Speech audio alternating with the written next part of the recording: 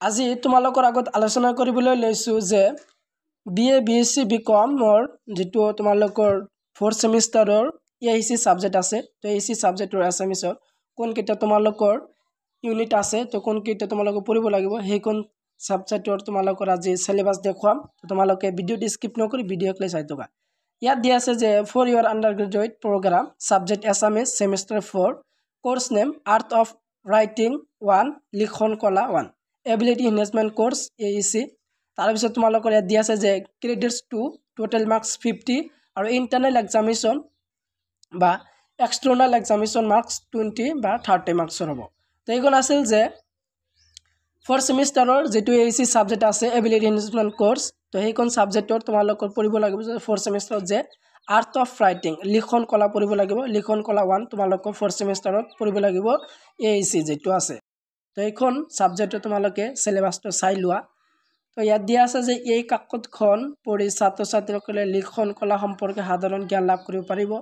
এইখনি তোমালোকে সম্পূৰ্ণকৈ তোমালোকে চাই লোৱা আৰু তোমালোকে ইউনিট কেইটা চাই লোৱা তো unit number unit content total number of classes internal examination marks আৰু ইয়াত দিয়া আছে এক্সটাৰ্নাল এক্সামিনেশন মাৰ্কস তো তোমালোকৰ AEC যেটো সাবজেক্ট আছে 4th সেমিষ্টাৰ তো লিখন কলা সাবজেক্ট তোমালোকে পঢ়িব লাগিব তো সেই সাবজেক্টৰ প্ৰথম যেটো চেপ্টাৰ আছে তোমালোকৰ তো প্ৰথম চেপ্টাৰটো তোমালোকৰ দিয়া আছে লিখন কলা তো প্ৰথম চেপ্টাৰটো হল যে লিখন কলা ইয়াৰ তোমালোকৰ টপিক কেটা চাই লোৱা কি দিয়া আছে মিতপ্ৰিয়তা ইকোনমি তোমালোকৰ প্ৰথম টপিকটো পঢ়িব লাগিব ইয়াৰ ওপৰত পঢ়িব লাগিব তাৰ পিছত দিয়া আছে স্বচ্ছতা তোমালোকৰ যে ট্ৰান্সপাৰেন্সি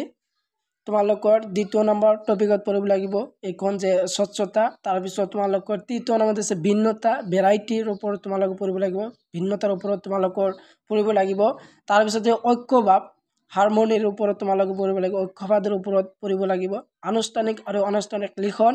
ফৰ্মেল এণ্ড ইনফৰ্মেল ৰাইটিং তো তোমালোকৰ যেটো 5 নম্বৰত দিয়া আছে টপিক যে আনুষ্ঠানিক আৰু অনানুষ্ঠানিকৰ লিখন তো এইখনৰ ওপৰত তোমালোকৰ প্ৰথম চেপ্টাৰটো পঢ়িব লাগিব যে লিখন কলা দিয়া আছে আৰু এখন ইউনিটৰ বা চেপ্টাৰৰ তোমালোকৰ ইন্টাৰনাল এক্সাম যেটো হেতু হ'ব তোমালোকৰ 10 মাৰ্কৰ হ'ব ইয়াৰ পৰা 10 মাৰ্কৰ তোমালোকৰ কোশ্চেন আহিব আৰু ফাইনাল এক্সামিনেশন যেটো এক্সটাৰ্নাল এক্সামিনেশন মাৰ্কস হেতু তোমালোকৰ 50 মাৰ্কসৰ আহিব প্ৰথম চেপ্টাৰৰ পৰা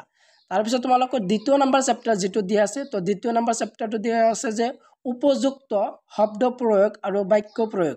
শব্দ সংস্কৃতি প্ৰথম চেপ্টাৰ দিয়া আছে কালেকশন তাৰ পিছত আছে পদ সংগতি দ্বিতীয় নম্বৰ টপিক তাৰ পিছত আছে আকাংক্ষা তোমালোকৰ তৃতীয় নম্বৰ চতুৰ্থ আছে আহক্তি যোগ্যতা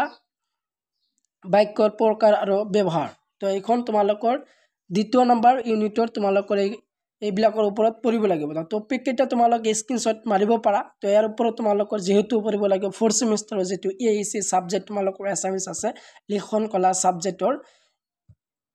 এইখনি তোমালোকে পঢ়িব লাগিব আৰু এই কনসেপ্টৰৰ যেটো ইন্টাৰনাল এক্সামিনেশন বা সেশনাল এক্সাম মাৰ্কস তোমালোকৰ 10 মাৰ্কৰ এক্সাম আহিব যেহেতু তোমালোকৰ ইন্টাৰনাল এক্সাম 20 মাৰ্কসৰ এক্সাম হ'ব তো প্ৰথম চেপ্টাৰৰ পৰা 10 মাৰ্কসৰ এক্সাম কোশ্চেন আহিব তোমালোকৰ তাৰ পিছত দ্বিতীয় নম্বৰ চেপ্টাৰৰ পৰা তোমালোকৰ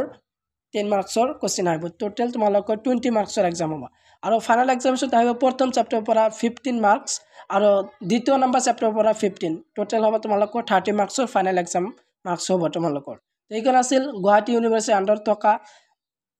সিলেবাস 4 ইয়াৰ আন্ডাৰগ্ৰেজুৱেট প্ৰগ্ৰামৰ AEC সাবজেক্টৰ লিখন কলা আৰ্ট অফ ৰাইটিং সাবজেক্টৰ সিলেবাস তো তোমালোকে সিলেবাসটো তোমালোকে স্ক্ৰিনশ্বট মাৰিব পাৰা এইখন আছিল 4th সেমিষ্টাৰ সিলেবাস স্ক্ৰিনত যেটো চাই আছে তোমালোকে যে